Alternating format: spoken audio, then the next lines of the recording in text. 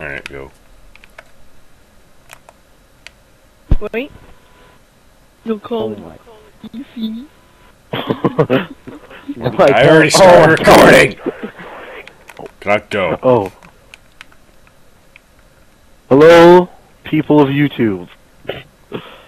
We are on Cobra. What episode is this of Erotic Literature? 3. 3.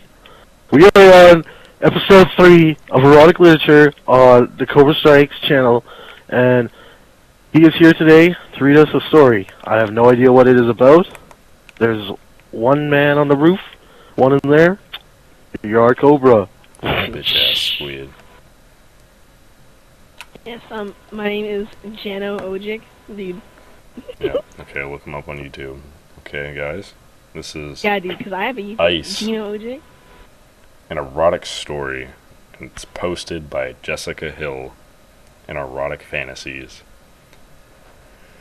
Who's there? She called. Room service, came the reply, almost automatic, muted slightly by the weight of the closed door. Lori rose from the bed and stood, curling her toes for a moment in the thick weave of the carpet, and walked over to the door. She opened it with a smile and enjoyed a look of shock and embarrassment registered on the porter's face. She stood lithe and tall, in nothing but black fishnet stockings and suspenders, black lace panties, a peephole bra, and a long pearl necklace wrapped twice around her neck, shrouded in dirty blonde hair, and nothing else.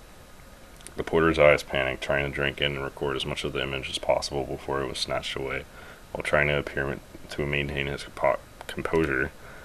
Louis took the tray from the porter and winked knowingly at him, his mouth open and twitching slightly as though 1,000 words had come log-jammed in his larynx, and each was fighting to be the one that made it out. She turned and flicked the door closed before he had the chance to dazzle her with a smooth and confident wit, knowing he would probably replace the encounter for years, each time trying a new combination in his head that would end with the two of them in an illicit tryst.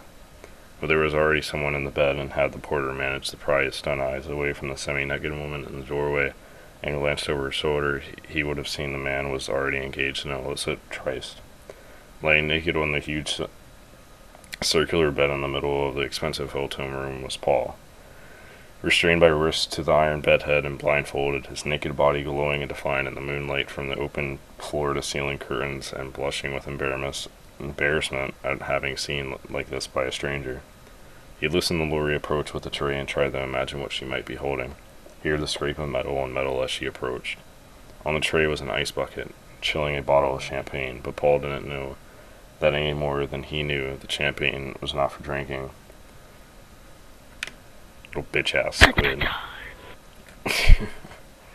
Take your fucking seat, squid. And Canucks. I don't even know. Good little squid. Lori approached him, set the tray down, popped an ice cube from the champagne bucket into her mouth, and leant over him. Pressing her lips against his, he buckled and contorted at the sudden blend of sensations. The warmth of her mouth, the cold of the ice, the surprise of the complexity. His face hardened for a moment and then softened into a smile as she drew away, leaving the ice cube to melt on his tongue. Still leant over him, watching his face closely, she fished another ice cube from the bucket and held it in her hand. The melting winter already beginning to roll over her fingers, she placed it on the center of his chest, pressing firm as he struggled against it, and began to slide it down his torso. He begged for relief. She smiled. She slid it down further and further, brushing her hand against his erection, enjoying how rigid and tense his body became as she trailed it over his thigh, before throwing it away onto the thick carpet and taking a fresh one. She paused and waited for his anxiety to build before wrapping her around, still holding the ice in her palm around his cock. The intensity forced an agonized groan from between Paul's gritted teeth, and his back arched up. She took another ice cube from the other hand and wrapped that around his length too, making him buck even more against her. She stroked them up and down until his heat had melted them into a glistening puddle all over him. He was breathing deeply now. Naked in the shower now!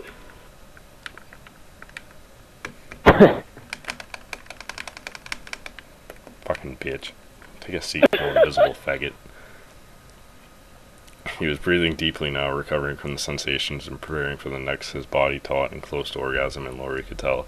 You know, Christmas, you probably just ruined some girl's orgasm. She could be listening to this, like, 5 years from now and be like, wow. Yeah, and then she heard my voice, and she's like, oh, that's what happened. and close to orgasm until he could tell. Now she took the champagne bottle from the bucket, allowing the freezing water to drip all over him, and took a swig, filling her mouth, spilling it over his erection as she did so. The bowl would crackle against his sensitive skin before fading away. She took an ice cube in each hand and wrapped them around his erection again. He bucked less this time, desensitized to the cold.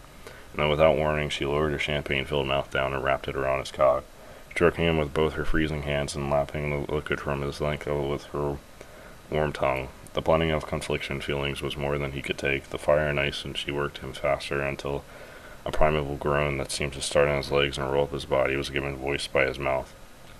He lifted his head and directed the groan at the hotel room ceiling as the orgasm overwhelmed him, and the warmth of his climax melted into the champagne in her mouth. And somewhere downstairs, a porter leaned against the wall and smiled dreamily to himself.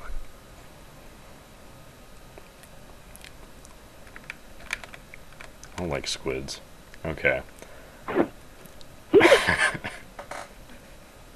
All you hear is, ah! Stephanie! Stephanie! Oh my gosh, okay. So, Canuck, what's your thoughts, man? Would you enjoy that?